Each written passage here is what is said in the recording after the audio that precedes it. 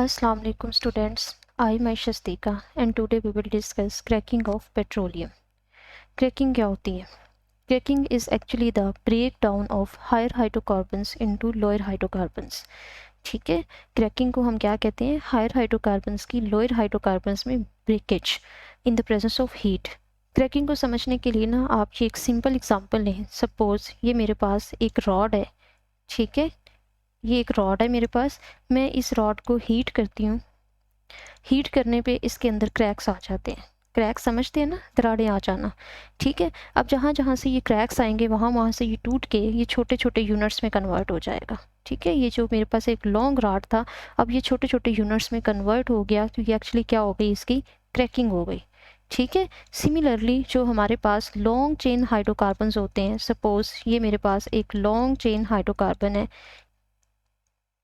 तो ये एक लॉन्ग चेन हाइड्रोकार्बन है मेरे पास। तो जब मैं इसको हीट करूं तो हीट करने पे ये ब्रेक होके छोटे छोटे हाइड्रोकार्बन्स में कन्वर्ट हो जाए, तो this is called as cracking. Cracking हम करते क्यों हैं, क्रैकिंग की ज़रूरत हमें क्यों पेश आई? तो हमने लास्ट लेक्चर में फ्रैक्शनल डिस्टिलेशन ऑफ पेट्रोलियम पढ़ा था, और हमने पढ़ा था कि इसकी जब हम फ्रैक्शनल डिस्टिलेशन करते हैं तो हमें डिफरेंट प्रोडक्ट्स ऑब्टेन होते हैं, जिनमें LPG है, लिक्विफाइड पेट्रोलियम गैस, गैसोलीन है, गैसोलीन को हम पेट्रोल कहते हैं। ठीक है, gasoline is actually the petrol, petroleum is not the petrol. ठीक है, मोटर फ्यूल जो हम यूज़ करते हैं that is called as gasoline. इसके अलावा हमें पेट्रोलियम ईथर मिलता है, गैस ऑयल मिलता है, गैस ऑयल डीजल को कहते हैं। ठीक है, जो हम व्हीकल्स वगैरह में यूज़ करते हैं डीजल को हम कहते हैं।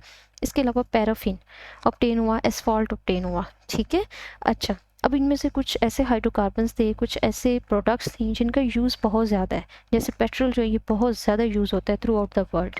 ठीक है, इसके अलावा हमें केरोसिन ऑयल मिला था, केरोसिन ऑयल का भी यूज़ बहुत ज़्यादा है। पेट्रोलियम ईथर जो है इसको एज ए सॉल्वेंट बहुत ज़्यादा यूज़ किया जाता है। लिक्विड पेट्रोलियम गैस का बहुत ज़्यादा यूज़ है। ठीक है, डीजल को यूज़ किया जाता है। बट ये जो पैराफिन वैक्स हैं और एसफॉल्ट वगैरह ना, ठीक है, और कुछ और जो हायर हाइड्रोकार्बन्स है, इनका यूसेज इतना ज़्यादा नहीं है। ठीक है, कंपैरेटिवली कम है, यानी इनके कंपैरिजन में अगर हम देखें तो इनका यूज़ कम होता है। ठीक है, ये लेस इन यूज़ है, जबकि ये जो है ये मोर इन यूज़ है। सही, अच्छा, अब ये जो पेट्रोल है ना, जो हमें फ्रैक्शनल डिस्टिलेशन से मिलता है थ्रू आउट द वर्ल्ड, ये जस्ट हमारी 20% नीड्स को पूरा करता है। ठीक है, 20% नीड्स को फुलफिल करता है ये 20% नीड्स को फुलफिल करता है। जो रिमेनिंग 80% हैं उनको हम कैसे पूरा करेंगे? तो 80% नीड्स को हम कैसे फुलफिल करें?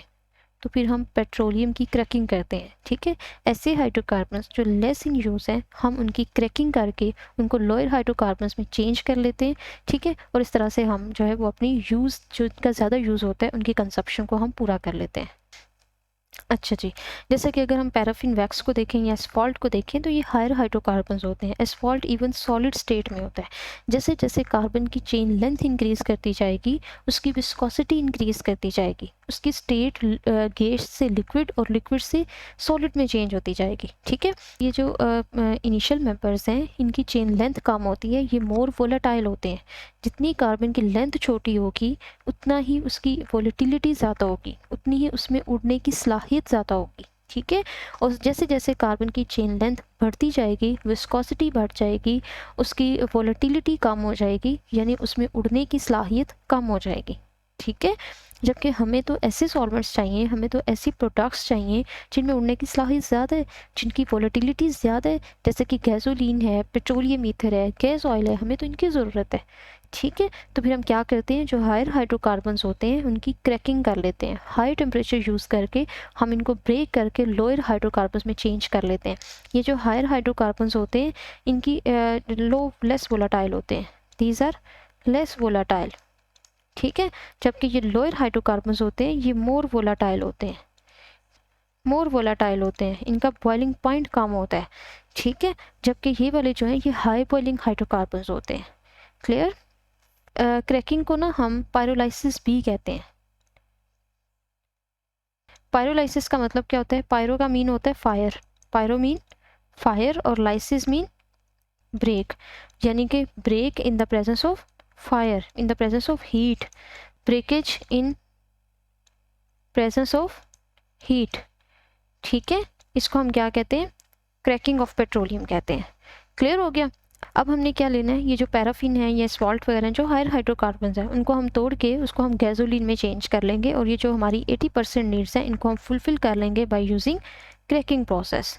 किससे पूरी करेंगे? क्रैकिंग प्रोसेस से। ठीक है, अब एग्जांपल ले लें आप, कोई हायर हाइड्रोकार्बन के हम एग्जांपल ले लेते हैं, जैसा कि हम हेक्साडिकेन की एग्जांपल ले लेते हैं, C16H34।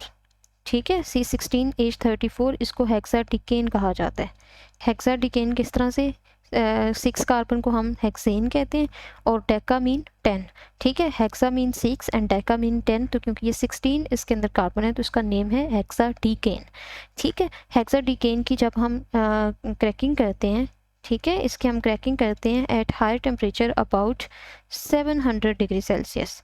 ठीक है, इतने टेम्परेचर पे जब हम इसकी क्रैकिंग करते हैं in the absence of air, तो ये डिफरेंट टाइप्स ऑफ प्रोडक्ट्स बनाती है। जैसा कि ये हेप्टेन बनाती है, C7H16 प्लस इथीन बनती है इसमें, CH2 डबल बॉन्ड CH2। ठीक है, इसके अलावा इसके अंदर प्रोपीन बनती है। ठीक है, CH3CH double bond CH2।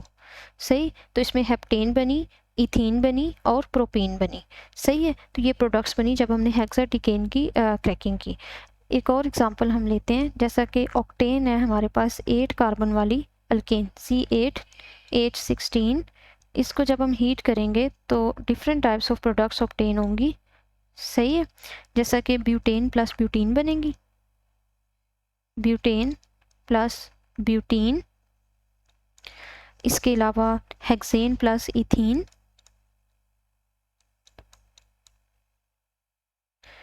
Similarly इसमें बनेगी butane ethene, butane plus ethene plus methane plus Coke. सही है, अब देखें ये तो एक ही हाइड्रोकार्बन था ना, ऑक्टेन, हमने इसको हीट किया लेकिन हमारे पास प्रोडक्ट्स डिफरेंट आ रही हैं। तो ये डिफरेंट प्रोडक्ट्स आने की वजह ये है कि हमने डिफरेंट कंडीशंस यूज़ किए हैं। यहाँ पे हम कोई और टेम्परेचर यूज़ कर रहे हैं, यहाँ पे कोई और यूज़ कर रहे होंगे, यहाँ पे कोई और यूज़ कर रहे होंगे। ठीक है, तो जब भी हम डिफरेंट कंडीशंस यूज़ करेंगे, डिफरेंट कंडीशंस में हम क्रैकिंग करेंगे तो प्रोडक्ट्स भी डिफरेंट आएंगे। अब डिपेंड करता है कि हमें कैसी प्रोडक्ट्स चाहिए, उसी के अकॉर्डिंग हम टेम्परेचर, प्रेशर और कैटलिस्ट यूज़ करेंगे। ठीक हो गया। अच्छा जी, अब आपने एक बात याद रखनी है कि ये जो है, जब भी कार्बन कार्बन चेन लेंथ, ये एक लॉन्ग चेन हाइड्रोकार्बन है।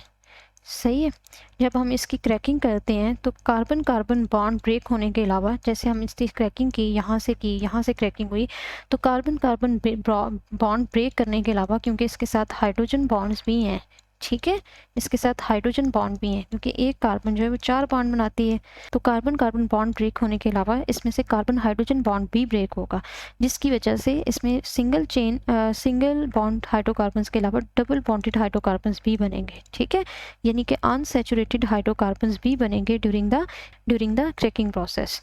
ठीक है, और ये अनसैचुरेटेड हाइड्रोकार्बन्स जो हैं ये हमारे लिए बहुत ज़्यादा यूज़फुल है।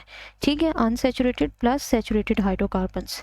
तो क्रैकिंग प्रोसेस के अंदर हमें low boiling and high volatile hydrocarbons चाहिए होते हैं। ठीक है, और इसी के अकॉर्डिंग जो है वो हम इसको टेम्परेचर और प्रेशर देते हैं। अब ये जो डिफरेंट कंपोजिशन आई है प्रोडक्ट्स की, तो it depends upon the conditions we are using during the process. ठीक हो गया। अच्छा जी, नेक्स्ट हमारे पास डिफरेंट टाइप्स ऑफ क्रैकिंग है। ठीक है, thermal cracking, steam cracking and catalytic cracking. Thermal का मतलब होता है, therm mean temperature, therm mean temperature. जहाँ भी थर्मल का वर्ड यूज़ हो तो आपको पता चल जाना चाहिए कि ये टेम्परेचर से रिलेटेड है। ठीक है, स्ट्रीम का मतलब क्या होता है, वाटर वेपर्स। सही है, और कैटालिटिक क्रैकिंग का क्या मतलब है, बाय यूजिंग कैटालिस्ट। ठीक, बाय यूजिंग कैटालिस्ट। अच्छा जी, थर्मल क्रैकिंग क्या होती है? थर्मल क्रैकिंग में हम हाई टेम्परेचर देके क्रैकिंग करते हैं, टेम्परेचर और प्रेशर हम हाई यूज़ करते हैं। थर्मल क्रैकिंग क्या होगी, breakage of higher hydrocarbons into lower hydrocarbons, या आप कह सकते हैं breakage of high boiling hydrocarbons into low boiling hydrocarbons by using high temperature and pressure. इसके अंदर जो हम टेम्परेचर यूज़ करते हैं that is about 700 to 900 degree Celsius. ठीक है, 700 टू 900 डिग्री सेल्सियस तक हम टेम्परेचर यूज़ करते हैं, और इसके अलावा जो इसको हम प्रेशर देते हैं दैट इज़ 10 एटमॉस्फेयर। सही है, तो ये कंडीशंस हम इसमें यूज़ करते हैं, और इससे जो हमें मेनली थर्मल क्रैकिंग से जो प्रोडक्ट्स ऑब्टेन होती हैं उसमें होते हैं लोअर अनसैचुरेटेड हाइड्रोकार्बन्स। सही है, और इन लोअर हाइड्रोकार्बन्स में क्या क्या इंक्लूडेड है? Ethane mainly. सही है, ये जो मेन प्रोडक्ट्स बनते हैं हम वो उनको डिस्कस कर रहे हैं। इथेन, इथेन, ब्यूटेन, ये हाई वोलाटाइल होते हैं। ठीक है, और प्रोपीन, ये हमें मेनली ऑब्टेन होते हैं बाय थर्मल क्रैकिंग। सही हो गया। और इसका यूज़ कहाँ पे होता है? लार्ज नंबर ऑफ पॉलीमर्स बनाने में। लार्ज नंबर ऑफ पॉलीमर्स बनाने में इसको यूज़ किया जाता है। ठीक है, इसका यूजेज क्या होता है? लार्ज नंबर ऑफ पॉलीमर्स बनते हैं। प्रोडक्ट्स कौन कौन सी बनती हैं इसमें? ठीक है, और इसमें हम कंडीशंस कौन सी यूज़ करते हैं? 700 टू 900 टेम्परेचर हम यूज़ करते हैं, और 10 एटमॉस्फेयर हम प्रेशर यूज़ करते हैं। ठीक हो गया। सही। उसके बाद जो स्टीम क्रैकिंग है ये क्या है? इसमें हम मिक्सचर लेते हैं किस किस का? स्टीम प्लस हम वेपर्स ऑफ हाइड्रोकार्बन लेते हैं। ठीक है, वेपर्स ऑफ हाइड्रोकार्बन्स, जो हाई हाइड्रोकार्बन्स हैं। ठीक है, स्टीम और वेपर्स ऑफ, यानी एक कंटेनर के अंदर हमने स्टीम ली हुई है और दूसरे कंटेनर के अंदर हमने वेपर्स ऑफ हायर हाइड्रोकार्बन्स लिए हुए हैं। सही है, और इन दोनों को मिक्स करके हम सेम कंटेनर में डाल देंगे, स्टीम को भी और हाइड्रोकार्बन्स को भी। ठीक है, और फिर इस कंटेनर को हम हीट करेंगे। सही है, कितने टेम्परेचर तक? अबाउट 900 डिग्री सेल्सियस टेम्परेचर तक, यानी कि हाई टेम्परेचर पर हम इसको हीट करेंगे, और फिर हम इसको कूल कर लेंगे, और वो भी रैपिडली। सही है, रैपिड कूल कर लेंगे हम इसको। सही है, और इससे भी जो हमें मेन प्रोडक्ट्स ऑब्टेन होती हैं उनमें क्या है? Lower unsaturated hydrocarbons. सही हो गया, इससे भी हमें लोअर अनसैचुरेटेड हाइड्रोकार्बन्स ऑब्टेन होते हैं स्टीम क्रैकिंग से। क्या क्या हम इसमें यूज़ करते हैं? स्टीम और वेपर्स ऑफ हाइड्रोकार्बन्स लेते हैं, दोनों को मिक्स करके हम उसको हीट करते हैं अबाउट 900 डिग्री सेल्सियस, और फिर उसको रैपिडली कूल किया जाता है। तो हमारे पास जो ऑब्टेन होते हैं products that are lower unsaturated hydrocarbons. ठीक हो गया। अच्छा जी, अब आ जाए कैटालिटिक क्रैकिंग। कैटालिटिक क्रैकिंग क्या होती है? Cracking in the presence of catalyst. और इसमें जो हम कैटलिस्ट यूज़ करते हैं दैट इज़, अच्छा जी, सबसे पहले आप ये देख लें कि कैटलिस्ट यूज़ करने का मतलब क्या होता है। ये जो हम इतना हाई टेम्परेचर यूज़ कर रहे हैं ना, 700 टू 900 डिग्री सेल्सियस, इस टेम्परेचर की कंजप्शन को कम करने के लिए हम कैटलिस्ट यूज़ कर रहे हैं। ठीक है, क्योंकि कैटलिस्ट जो होता है ये एक्टिवेशन एनर्जी को लोअर करता है, लोअर द एक्टिवेशन एनर्जी। अब एक्टिवेशन एनर्जी क्या होती है? एक्चुअली किसी भी रिएक्शन को स्टार्ट करवाने के लिए जो एनर्जी रिक्वायर होती है दैट इज़ एक्टिवेशन एनर्जी। ठीक हो गया। जैसे कि सपोज़ आप किसी को इन्फ्लुएंस करना चाह रहे हैं, किसी बात के लिए फोर्स करना चाह रहे हैं, तो आपको बहुत ज़्यादा मेहनत करना पड़ेगी उसके लिए, उसका माइंड सेट करने के लिए। तो वो जो आप कोशिशें कर रहे हैं उसको बूस्ट देने के लिए, उसका माइंड सेट करने के लिए, that is actually the activation energy. सही है, तो सिमिलरली कैटलिस्ट का काम भी यही होता है, ये रिएक्शन को बूस्ट देता है, उसको स्पीड अप करता है, उसका एक सेट कर देता है उस रिएक्शन के पाथ को। ठीक है, और टेम्परेचर और जो हम कंडीशंस प्रेशर वगैरह यूज़ करते हैं उनको कम कर देता है, क्योंकि एक्टिवेशन एनर्जी लोअर हो जाती है ना, वो जल्दी एक्टिवेट कर जाता है, जिसकी वजह से हमें टेम्परेचर और बाकी कंडीशन जो उनको कम यूज़ करना पड़ता है। सही है, तो कैटालिटिक क्रैकिंग में जो हम कैटलिस्ट यूज़ करते हैं that is the mixture of silica, SiO2 को हम सिलिका कहते हैं, प्लस एलुमिना, Al2O3 को हम एलुमिना कहते हैं। इन दोनों का मिक्सचर यूज़ किया जाता है, और इस मिक्सचर का नेम होता है जियोलाइट। ये भी आपने याद रखना है, MCQ में अक्सर पूछा जाता है ये। ठीक है, तो mixture of silica plus alumina को जियोलाइट कहा जाता है। सही, तो ये वाला जो हम यूज़ करते हैं इसके अंदर कैटलिस्ट, कैटालिटिक क्रैकिंग में, और इसमें फिर टेम्परेचर जो यूज़ किया जाता है that is 500 degree Celsius temperature. कहाँ पे 900 डिग्री सेल्सियस था, अब ये 500 डिग्री सेल्सियस पे आ गया। यहाँ पे हम 10 एटमॉस्फेयर प्रेशर यूज़ कर रहे हैं, तो यहाँ पे हमें ओनली 2 एटमॉस्फेयर प्रेशर यूज़ करना पड़ता है। ठीक है। और इससे जो हमें प्रोडक्ट ऑब्टेन होती है वो इन सब से बेटर होती है, यानी कि इससे हमें हाई क्वालिटी गैसोलीन ऑब्टेन होता है, यानी हाई क्वालिटी पेट्रोल ऑब्टेन होता है, जो कि हमें हायर क्वालिटी में चाहिए भी, हमें हाई अमाउंट में भी चाहिए, हाई क्वालिटी का भी चाहिए, क्योंकि जो फ्रैक्शनल डिस्टिलेशन है वो तो हमारी जस्ट 20% नीड्स को पूरा कर रहा है, बाकी नीड्स को हमने कैटालिटिक क्रैकिंग से पूरा करना है। तो इससे हमें हाई क्वालिटी गैसोलीन ऑब्टेन होता है, ठीक है, हाई क्वालिटी गैसोलीन जिसका ऑक्टेन नंबर हाई होता है, ठीक है। Octane number is actually the parameter to measure the quality of gasoline, सही है। गैसोलीन की क्वालिटी को मेजर करने का जो पैरामीटर है that is called as octane number, और ऑक्टेन नंबर पे भी शॉर्ट क्वेश्चन अक्सर पूछा जाता है, इसको हम डिटेल में भी इंशाल्लाह पढ़ेंगे, सही है। तो ऐसा गैसोलीन जिसके अंदर साइक्लिक, ब्रांच्ड